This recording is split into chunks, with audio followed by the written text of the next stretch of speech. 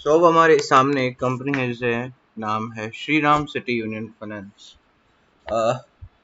मैं बार बार कहूँगा मार्केट का पी 30 से लेके 35 चल रहा है अभी, और हमें एक ऐसा स्टॉक अभी मिला है जो 10 के पी पे काम कर रहा है, और बुक वैल्यू कह सकते हैं 1 से लेके 1.5 के बीच में बुक वैल्यू पी भी है इसका, प्राइस टू बुक वैल्यू।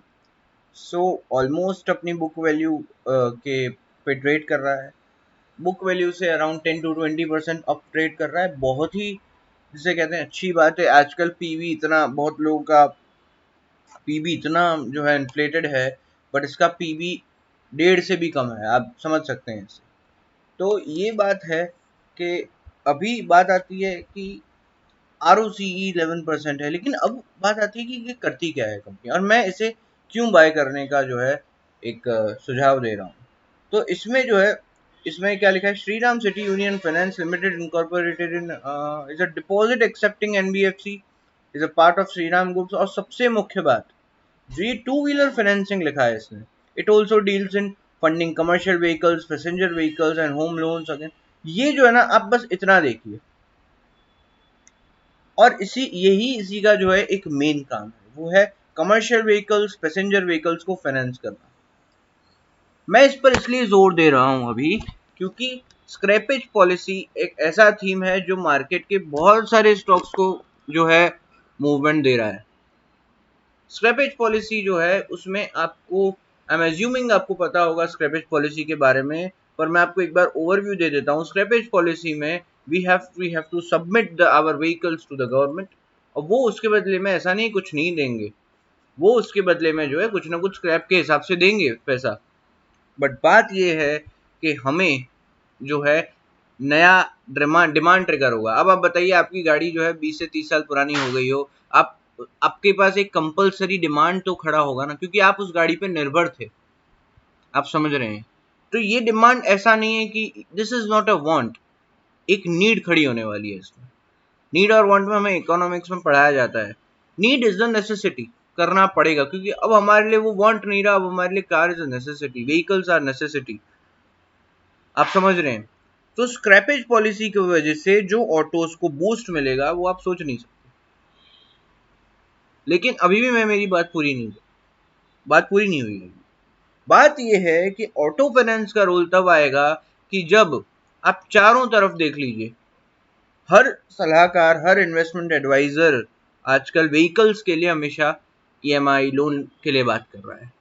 और मैं आपको जेन्युइनली भी बताऊं, तो अभी जो पिछले 1 साल से देखिए 2 साल गए हैं हमारे भारत के, वो ऐसे हैं जहाँ लोगों के पास कैश तो है नहीं, इतना पैसा रहा नहीं है, बट डिमांड खड़ा होगा, क्योंकि जैसे जैसे फेजेस में जो है खुलेगा, नॉर्मल आएगा, we will be back to normal, जैसे जैसे जो है सब खुलेगा और व्हीकल्स की डिमांड खड़ी होगी। बात यह है कि उसके लिए लोग जो है लोन की तो जरूरत पड़ने ही वाली है। No one will buy this vehicles from cash, I don't feel.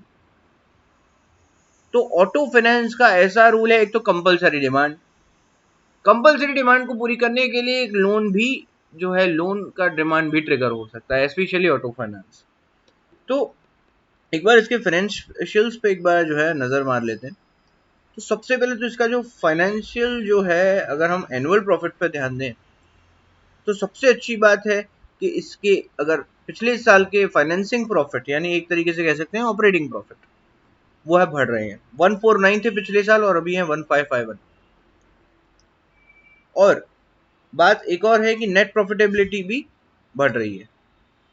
तो सबसे अच्छी बात यह है कि भाई, ये सब तो अच्छी बात है, ये सब तो बढ़ रहा है, मानो ना मानो ये सब तो बढ़ रहा है।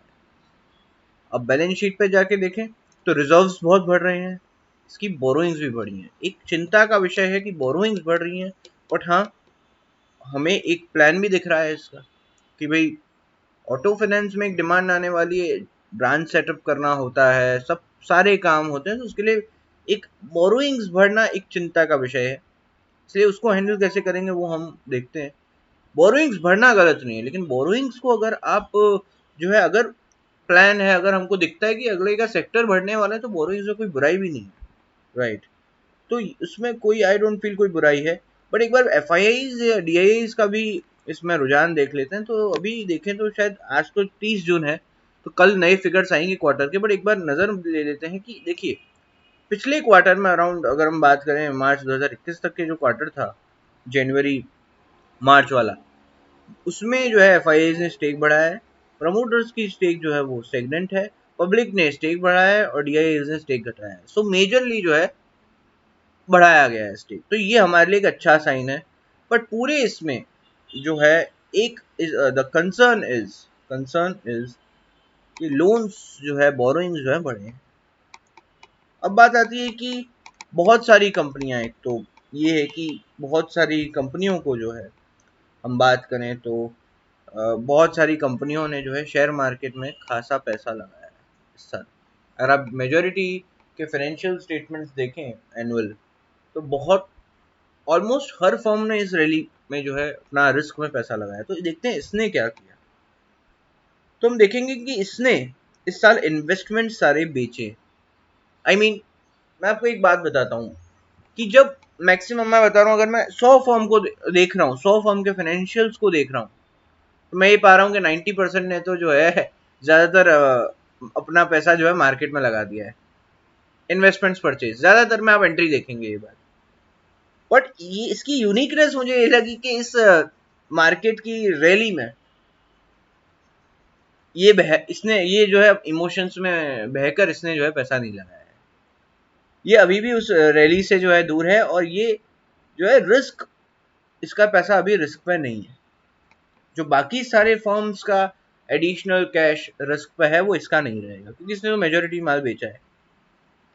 सो जब जो मुझे जो लगता है, मैं बताऊं आपको कि 90% फॉर्म से मुझे यही चीज अच्छी नहीं लगेगी कि इन्वेस्टमेंट्स परचेज ही सबसे हाईएस्ट थी।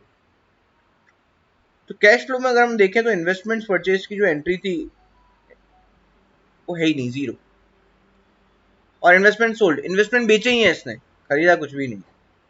तो आई फील कि भाई अच्छी बात है, और ये चीज जो है ट्रिगर कर सकती है। खाली डेट कंपोनेंट जो है, इस पर हम जो है एक अच्छे भाव पर अगर हम लें तो हम शायद इससे इस फैक्टर को हम डिस्काउंट कर पाएंगे। तो अभी हम अगर बात करें इसकी, तो इस वक्त ये जो है मेरे ख्याल से अपने सपोर्ट पे ट्रेड कर रहा है, सबसे अच्छी बात ये है। लेकिन मैं एक रिक्वेस्ट करना चाहूंगा आप सभी से कि राइट आई मीन 1673 का एक सपोर्ट है, और मैं एक रिक्वेस्ट करना चाहूंगा कि अगर इसमें पैसा डालना है हमें, तो पहले तो आप 1673 पे डालें, और आप जो है एक बार इसे 1635 के लेवल पे भी एक्यूमुलेट कर लीजिएगा, और ये लेवल पे आई मीन 1568 पे इसे एक्यूमुलेट करना है, फेजेस में एक्यूमुलेट करना है इसे। क्योंकि आप देखिए कि अगर हम ये देखें, अगर इसके हम, मैं आपको इसलिए बोल रहा हूँ 1616 पे लेने के लिए, क्योंकि अगर हम बात करें ये वाली 1616 पे लेने के लिए इसलिए बोल रहा हूँ क्योंकि ये पुराना रेजिस्टेंस भी रह चुका है, 1636 भी एक पुराना रेजिस्टेंस भी रह चुका है, और जो है ये भी अच्छा है लेवल है, ये करंट लेवल पे भी बाय करा जा सकता है, और 1634 पे भी बाय किया जा सकता है। सो जो दो लेवल आते हैं हमारे सामने वो है 1678 और 1634। आप इस पर आधा पैसा इस पर लगाइए और आधा पैसा 3% नीचे लगाइए। सो आई फील कि इसमें इन्वेस्ट करना चाहिए। नॉट ओनली कि भाई बहुत सारे रीजंस मैंने आपको बता दिए कि जो रिस्क, मार्केट फटने के रिस्क से जो बाकी सारे कंपनीज जिन्होंने अपना अंधा पैसा लगा दिया, आई मीन इतना ज्यादा एलोकेशन कर दिया इक्विटी की तरफ कि आप सोच नहीं सकते। आप हर किसी के कैश फ्लो स्टेटमेंट को आप उठाकर देख सकते हैं, बट इसने ये वो काम नहीं किया है। तो मुझे लगता है कि इसमें डालना चाहिए। ऑटो फाइनेंस तो सेक्टर में अच्छी डिमांड आएगी। एक जो है, मैं बता रहा हूँ कि auto finance will be the top leader. So ये बात है, और हम जो है इस पर चर्चा करेंगे। लेवल्स भी मैंने आपको बता दिए हैं, क्योंकि सबसे अच्छी बात ये कि ऑलमोस्ट ये सपोर्ट पर ही है अभी। आप देखिए 1 मंथ सपोर्ट पे है ये, और ये लेवल जो है इसका रेजिस्टेंस भी रह चुका है। एक फर्म के लिए सबसे अच्छी सफलता क्या हो सकती है कि उसका पहले का रेजिस्टेंस ही अब सपोर्ट बन गया, यानी पहले लोग इसी लेवल पर जो है सेल कर रहे थे, आज उसी लेवल पे बाय कर रहे हैं.